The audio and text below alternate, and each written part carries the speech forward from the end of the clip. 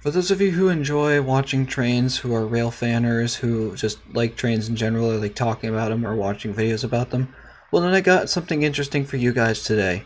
Today I'm going to be taking a look at the MBTA train cars, and I'm going to be putting them in the ranking system of the tier list. And if you don't know what that is exactly, I'm going to be ranking all the train cars from the years I was born, which was from 2002 to now, and the tiers specifically go from letters S, A, B, C, D, E, and F. S being the highest and F being the lowest.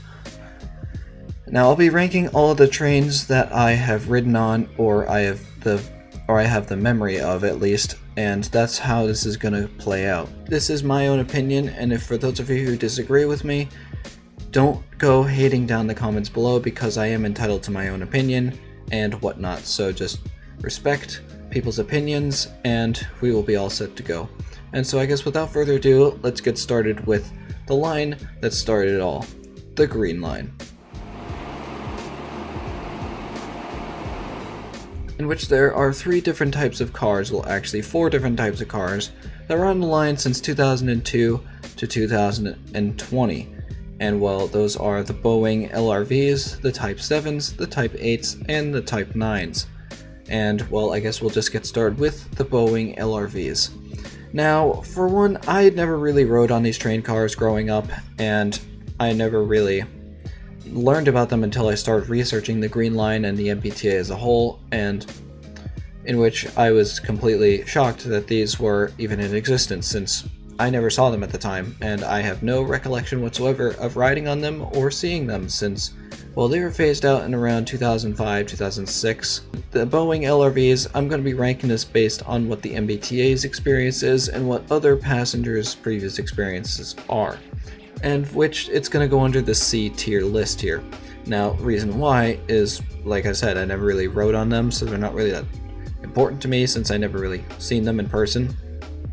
And well, let's just say the MBTA had a really hard time with these cars. They would derail often, they would break down a lot, and they were just causing a lot of problems for the MBTA, and the MBTA even tried to get a refund for most of these cars, but that's a whole other rabbit hole that I will discuss for a whole nother video, probably the Green Line one. But yeah, Boeing LRVs go in the category C. Moving on to the next train car for the Green Line, the Type 7s. Now, these Type 7s were ordered shortly after the Boeing LRVs were ordered because, well, the MBTA had to replace them somehow since the LRVs were doing absolutely horrendous on the line, constantly derailing and breaking down. The Type 7s are an interesting train car design. They are the mix of a, well, it's not really a mix of anything really. You got your standard key cues from the Boeing LRV, such as the bend in the middle of the train for the flex for the turning, and you got the standard folio doors, which were introduced with the Type 7s. The Boeing LRVs did have an option for folio doors, but the original prototype model, which is displayed right in front of you, had sliding doors. The Type 7s had folio doors and were very reliable. And the MBTA really did like these cars, and they were built by, just Siri, just tell me how you say this. Kinky Shirayo. Okay, thanks. They were built by that manufacturer from around the 1970s to 1980s. I definitely have a fond memory of them since I've ridden on them a lot since I live right by the Green Line. I've been living by the Green Line for most of my life, and I've ridden the Type 7s a lot more than you think. So the Type 7s definitely have to go in the A tier list for me, since they hold a very special place in my heart, and I really do like the design of them. And so moving on to the Type 8s. This one is a bit of a mixed feeling for me, since, well, I've ridden on the Type 8s for just as long as I have for the Type 7s, although I hold these cars at a bit of a lower standard, simply because, well, the Type 8s also caused some more trouble for the MBTA with constant derailments, particularly on the D line. Well, that caused a lot of problems for the MBTA that didn't quite justify that they would be good. I mean, the Type 8s were pretty good for what they were. They were manufactured in the 1990s by Breda. They were in the same category as the 1800s for in terms of accessibility and modern equipment. They were given with modern LED lighting, or modern LED lighting of the time, And they were also given the passenger assistance by Frank Oglesby, as well as the LED signs on the inside telling what stop and station you were at, as well as the destination on the outside. And while the Type 8s were an improvement to the overall Green Line's design, I am going to put these at a C tier, simply because I kind of find the design for the Type 8s to be kind of ugly and unappealing in my mind. When I look at the Type 7s and the Type 8s side by side, I'd much rather go on the Type 7 simply because it looks more appealing. And well, that's just personal opinion, and my personal opinion might change in the future, who knows. But the Type 8s are also at a C list because I don't like the sound that they emit when they start off.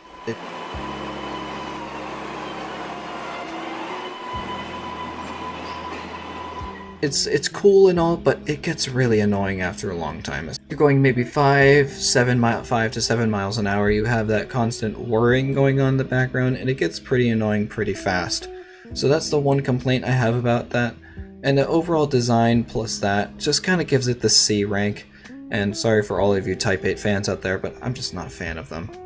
And for the third Green Line train, we have the Type 9s.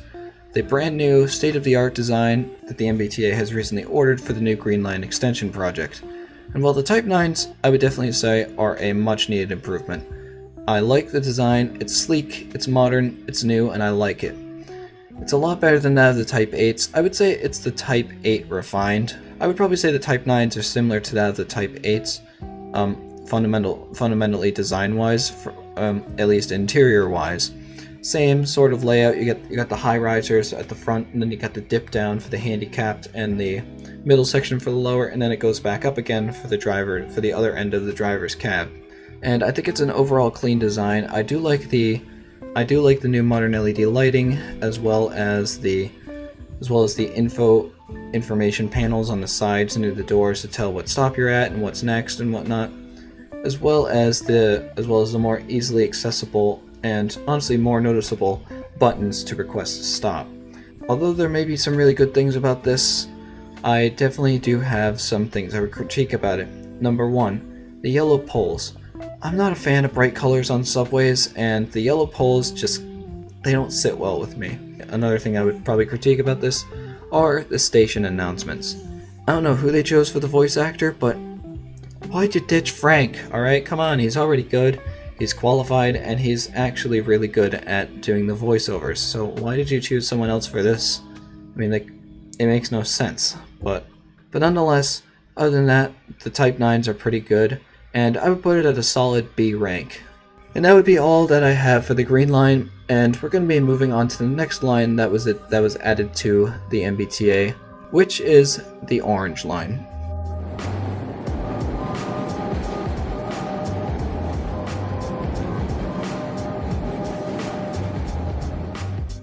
Now, the Orange Line is definitely something interesting.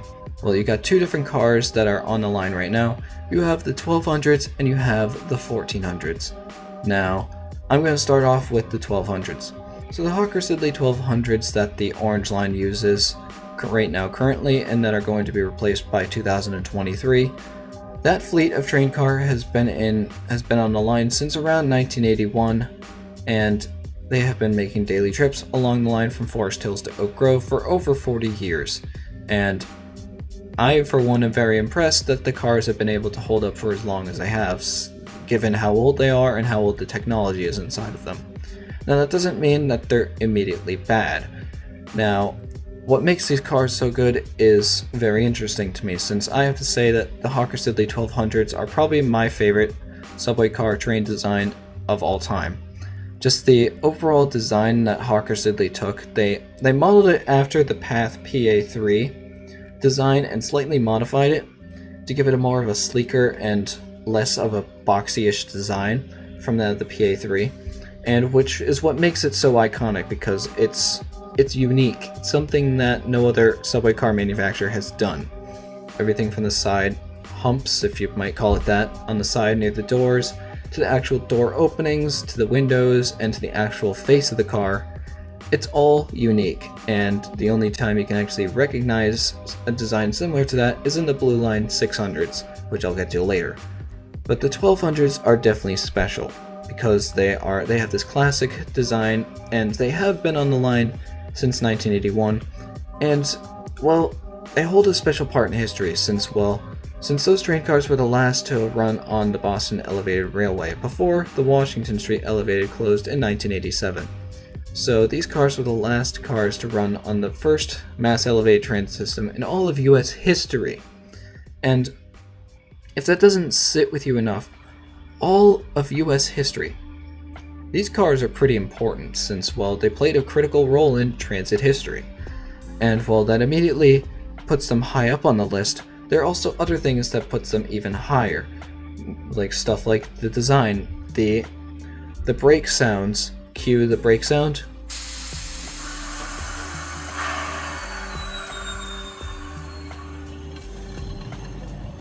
The door chimes, and of course, the stunning paint job.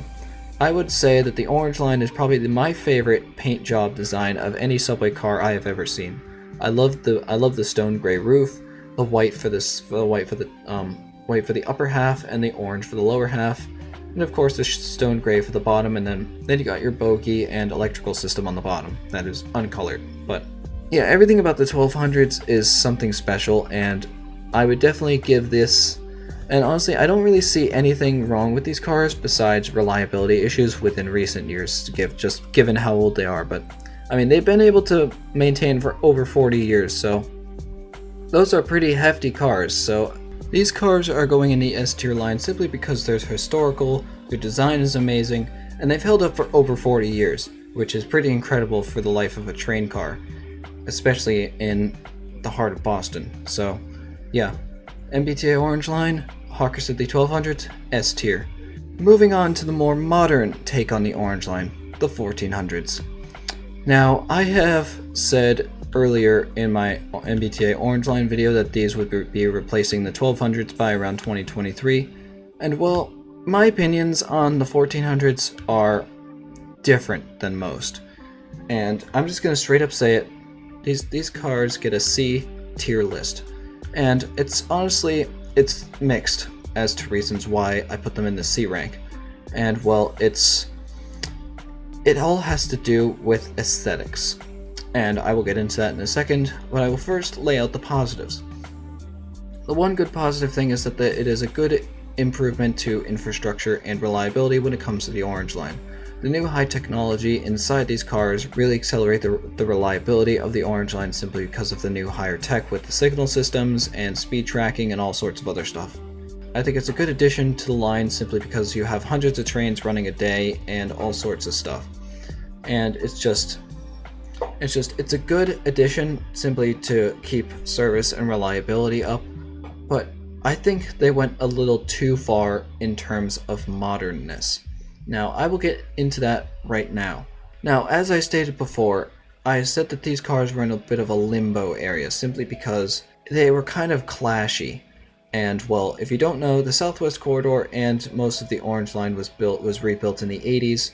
Since the elevated was taken down in 1987, the entire Southwest Corridor was completed by 1989, and the Northwest expansion of everywhere from Community College to Oak Grove was finished in 1985, and most of the Orange Line stations are from the 80s. Now take this perspective of stations from the 80s and put in the sleek, modern, stainless steel bodied 1400s. They don't quite fit, in my opinion at least. They feel too new for the 80s architecture and design. The cars themselves are fine, it's just I don't like the design. I feel like they're too curvy, they're too sleek and high-tech, and it's off-putting for a normal Orange Line user to hear a quiet train clattering down the tracks instead of hearing the loud 1200s coming down the tracks. And I honestly think that it's unsettling to traditional riders of the Orange Line simply because this change is so radical since the Orange Line has not gotten any new cars since, well, the 80s obviously. And I think that's why it just doesn't fit in, because it's too radical of a change for the time period that most of the stations were built in. Now, I also am going to go into the actual design of these cars, in which I think that the stainless steel is just too flashy. And I know it's more durable than that of normal steel that the 1200s are built of, but stainless steel is just it doesn't sit well with the concrete and the painted brick of the Southwest Corridor or the Northwest Expansion. It doesn't sit well, and I don't like it, honestly. Now, if they actually painted it different, then I probably would have my opinions changed. But that's just my own opinion and whatnot. And so with that explanation, the 1400s get a definite C tier list. And moving on to the next line to become developed in the MBTA, which is the red line. Well, let's get started with the classics. The 1500s, the 1600s, and the 1700s. Now, the Pullman Standard 15 and 1600s were built in 1964 and were refurbished in 1980 after the Alewife expansion opened, which they were given a fresh new paint job of the classic red and white, as well as the stone gray roof and whatnot. And the 1700s were built in 1980 by UTDC and whatnot. And these cars are interesting because they also captivate the classic Boston look that the 1200s do. They're old, they're classic, and they make certain sounds and give you certain feelings that make you kind of feel at home. And I'm talking to the average Bostonian here, not just anyone new coming to the city. And, well, yeah, the 1500s, 1600s, and 1700s are definitely a key part of Boston since, well, they've been around since the 60s. And so yeah, these cars have been around a long time, and they definitely have had a huge influence on the red line, and people see them as iconic since they've been around for almost 40 to 50, almost even 60 years now, which is absolutely incredible if you think about it. And the perks about the 15, 16, and 1700s are the brake sounds and the door chimes that I particularly love. I like the brake hiss, cue the audio.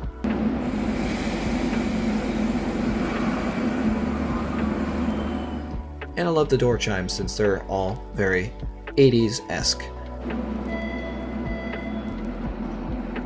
And I also love the paint job. And that's why I would put the 1500s and 1600s, 1700s higher up on the list, in which they are going right next to the 1200 fleet at an S tier rank. And moving on to the 1800s. Now I would say that the 1800s are the perfect example of a good combination of modern and older design. When you put them next to the 15 and 1600s, they look a little different, but not shockingly different like with the orange line. And that's why I would say that the 1800s are definitely pleasant to look at because the stainless steel in red looks good. I like it. I like the 4 doors, I like the automated passenger announcements, and I like the door chimes as well. And I think that the 1800s were a good spin on the mix of modern design and classic subway design. And I think it's a really good combination of both, which is why I'm going to put the 1800s and A tier on the list. Now, the 1900s, which are going to be replacing the 15, 16, and 1700s by 2024, those are in a bit of a limbo zone too, simply because, well, it's kind of like the 1400s for the orange line, but slightly different, simply because, well, the 1900s carry on some of the similar design aesthetics from that of the 1800s, but also some things are different. The front of the train is not stainless steel or plastic, it is all the black plastic. I think it's a bit odd when you see just a black train front coming down the tracks. It's a bit weird. And other than that, I mean, the 1900s are still pretty good, but I think that the modern design of the 1400s definitely really heavily influenced the 1900s, and I wish that they went with a similar design from that of the 1800s, since the 1800s really struck gold with their design and reliability aspect. And also, something I didn't mention earlier about the 1400s and 1900s, I don't like the new sounds when they pull away. It sounds too high-tech and modern, and I don't like it. And that's why I'm putting the 1900s at B tier on the list here. Finally, moving on to the last line here, we have the blue line.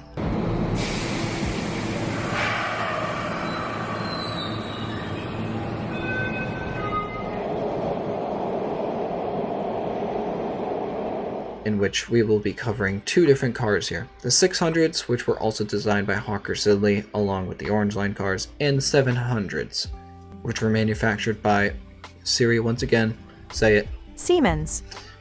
And that's how you pronounce that name, because lately I did not want to make an attempt to figure out how to say that since, well, I've already had enough trouble saying names today. So let's start off with the 600s. Now, what makes the 600s so unique is simply because it took the same amazing design as the Orange Line and miniaturized it for the Blue Line, and I really like it.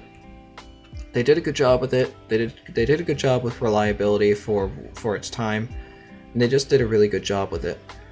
Although I would definitely put these cars at an S tier simply because of the iconic design, and they also kind of remind you of classic Boston. And yeah, other reasons I stayed in the Orange Line pretty much applied to the 600s as well. And while moving on to the 700s, which were built by Siri once again, Siemens, and were somewhat actually influenced by the design of the 600s with the same kind of curved design, but not so curvy like the 1400s on the Orange Line. They're not so curvy. They have some defiance to them, which is why I like it. And the 700s are definitely interesting simply because it's a good. I like the design exterior wise, but the interior is kind of a mess. I don't like the difference from the wood paneling of the 600s to the washed out blue for the 700s. It's kind of off-putting. I remember when I was a kid, I would step on the Blue Line and I would step into this nice wood paneled car that would be similar to that of the Orange Line, and I personally liked it because it felt comforting. It felt like a home to me. And while the new design of the 700s from 2009, they just kind of, when you step inside them, you're given the feel of an industrial modern subway train, which you can give or take how it makes you feel, but honestly, I don't really like it. It's off-putting. I would much rather like the light white interior from the 14 and 1900s and put it inside the Blue Line, and I think it would make it better, but still not A tier rank. And well, given this design, I don't really like the front of the train. And well, the reason why I don't really like the front of the train is because the lights that the 700 uses are horizontal instead of vertical. Whereas with the 600s, you had the main light here and then you had the red light underneath. With the 700s, it's flipped to be horizontal and not vertical. And it's off-putting, and I don't really like it, but other than that, the actual design of the 700s are pretty reminiscent to that of the 600s, and I really heavily applaud them for it. Which is why I'm going to be giving the 700s a B rank on this list. And well, that really concludes this video for ranking the subway lines. If those of you who would suggest otherwise, let me know in the comments below and let me know what you think which cars go where, since I'm interested to hear your own opinions. Anyway, do be sure to subscribe and also follow me on Twitter for updates and community posts, since I can't really do that on YouTube yet. And yeah, keep an eye out for more videos, and also subscribe to me on Twitch. Go to twitch.tv/thedistracteddummy to watch my weekly live streams every Saturday at around 6 to 7 p.m. And I hope you guys enjoyed this one, and I'll see you in the next one. See ya.